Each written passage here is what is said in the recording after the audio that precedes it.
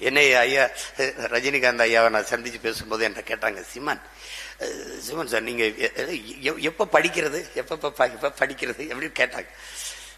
கேட்டபோது நான் ஒரு புத்தகம் அவங்களுக்கு பரிசு கொடுத்தேன். அப்போ அதை வாங்கிக்கிட்டு எப்போ படிக்கிறது சிமன், எப்படி நீங்கள் எப்படி இது பண்ணுறீங்க? ஐயா நான் 11 மணிக்கெல்லாம் படுத்துட்டேன்னா அந்த சரியாக 2-2:30 அப்படி முழிப்பு வரும். அப்போ எந்திரிச்சு உட்காந்து 4 மணி வரைக்கும் 2 மணி நேரம் படிப்பேன். அப்புறம் படுத்துருவேன். அப்புறம் 6-6:30 எந்திரிச்சு பயிற்சிக்கு போவேன். ஒருவேளை ரொம்ப தூக்கம் வராமல் இருந்தேன்னா 4 மணிக்கு எந்திரிப்பேன். 4 மணிக்கு எந்திரிச்சு 6 மணி 2 மணி நேரம் படிப்பேன். அப்படியே பல் விளக்கிட்டு அப்படியே உடற்பயிற்சிக்கு போயிடுவேன். இது நல்லா இருக்கு, இது நல்லா இருக்கு. ஆனால் நமக்கு அப்படி முடியல. நான் ஒரு 10 பக்கம் புரட்டினாலே எனக்கு தூக்கம் வந்துடுது அப்படின்னா இதான் சொன்னேன். அது நல்லது தானங்கள ஐயா. அவன் தூக்கம் வராமல் தூக்க மாத்திரை போட்டு தூங்கும்போது நீங்கள் 10 பக்கம் படித்தா தூக்கம் வருதுன்னா அப்போ தொடர்ச்சியாக அதை செய்யுங்கன்னு சிரிச்சுட்டே போயிட்டாங்க. அது மாதிரி படிக்கணும். இல்லைன்னா தர்க்க அறிவை வளர்த்துக்கணும். அவன் சொல்றான் பாருங்க, சாக்ரட்டிஸ், ஒருவன் அறிவை எதை வைத்து மதிப்பிடுவீர்கள்னு கேட்கிறான். நீங்க ஒருத்தன் எழுப்புற கேள்விக்கு சொல்லுகிற பதில் இருந்து அவனை நீ அவன் அறிவை மதிப்பிட முடியாது, மதிப்பிடக்கூடாதுங்கிறான். அப்ப என்ன செய்யறது? ஒருவன் எழுப்புகிற கேள்விக்கு இன்னொரு கேள்வியவே பதிலாக ஒருவன் தருவானே, ஆனால் அவனை தான் உங்களுக்கு. அப்ப அதுதாங்க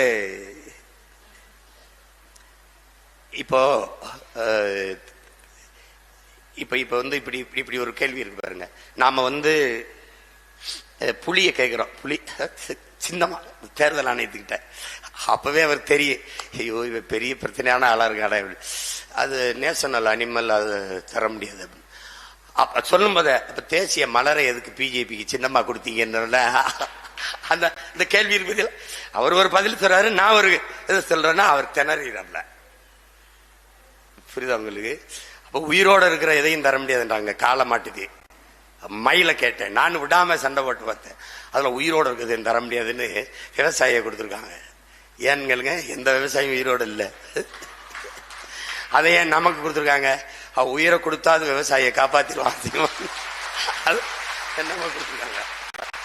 செய்திகளை உடனுக்குடன் தெரிந்து கொள்ள கீழ்கண்ட கேபிள் மற்றும் டிடிஹெச் நெட்வொர்க்குகளில் எம்நாடு செய்தி தொலைக்காட்சியை காணுங்கள். பாதகம் செய்பவரை கண்டால் நாம் பயம் கொள்ளலாகாது பாப்பா. மோதி மிதித்து விடு பாப்பா, அவர் முகத்தில் உமிழ்ந்து விடு பாப்பா. அண்மை செய்திகளை உடனுக்குடன் தெரிந்து கொள்ள இணைந்திருங்கள் எம்நாடு தொலைக்காட்சியுடன்.